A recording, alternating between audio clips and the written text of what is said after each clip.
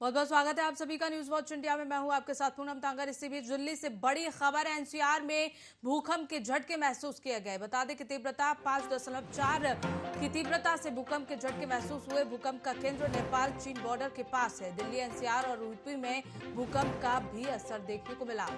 तो दिल्ली एनसीआर से इस वक्त की बड़ी जानकारी। दिल्ली एनसीआर और यूपी में भूकंप का असर देखने को मिला। भूकंप के झटके दिल्ली में महसूस किए गए।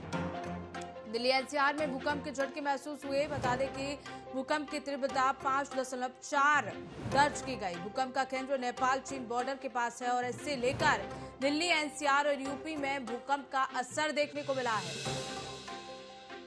तो दिल्ली एनसीआर में दफ्तरों में कई जगह भूकंप के झटके महसूस किए गए। बता दें कि देखिए किस तरह से भूकंप के झटके दिल्ली एनसीआर में महसूस किए गए। बता दें कि इसकी तीव्रता 5.4 दर्ज की गई। दिल्ली एनसीआर में कई जगह दफ्तरों में लोगों ने भूकंप के झटके महसूस किए हैं। बता दें कि भूकंप का केंद्र नेपाल चीन बॉर्डर के पास है। इसे लेकर दिल्ली एनसीआर और यूपी में भूकंप का असर देखने को मिला।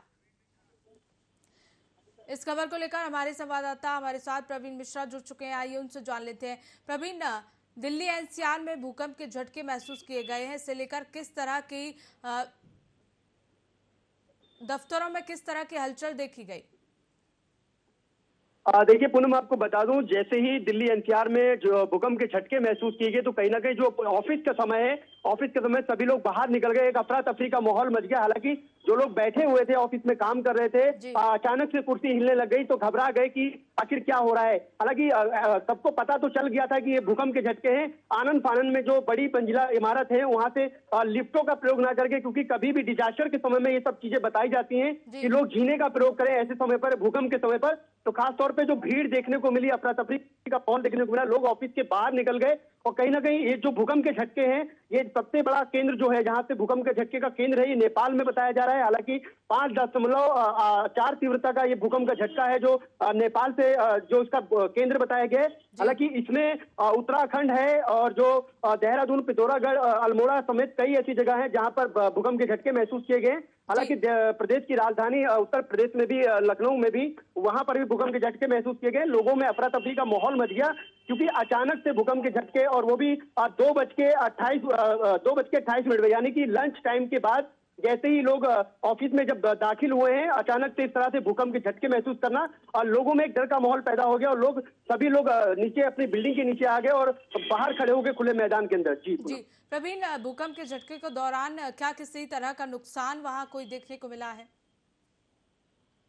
देखिए ज्यादा तीव्रता का भूकंप नहीं था, तो हालांकि जो हल्का सा एहसास हुआ लोगों को, पंखे हिलने लग गए, कुर्सियां हल्की सी हिलने लग गई, तो लोगों को समझ आ गया था कि हालांकि भूकंप के झटके कभी भी देखने को मिलता है कि अगर पहला भूकंप का झटका आता है तो उसके बाद एक झटका और भी दोबारा आने की संभावना होती है। तो उसको लेकर अभी भी लोग ऑफिस के नीचे ही हैं। हालांकि जो मॉल्स वगैरह में लोग हैं वो भी बाहर आ गए थे। कहीं ना कहीं कई बार ऐसा देखने को मिला है कि एक बार भूकंप के बाद कई बार छोटे छोटे झटके भी आते हैं, लेकिन तीव्रता कम थी, इसकी वजह से कोई डरने वाली बात नहीं थी। लोग बाहर इसलिए निकल आए क्योंकि अपने बचाव के लिए, खासतौर पे कभी कभी इस तरह का माहौल देखने को मिला है। आप बात करें अगर नेपाल की, तो नेपाल में एक मंजर हम ऐसा भी देख चुके हैं जहां पर त्राहिमाम हो गया था, यानी कि इतनी भारी तीव्रता का भूकंप था जिस तरह से वहां पर जो एक मंजर देखने को मिला था, सभी उस समय पर सहम गए थे कहीं ना कहीं। तो फिर वही केंद्र, यानी नेपाल से एक केंद्र बताया गया, भूकंप का केंद्र जो है नेपाल से है।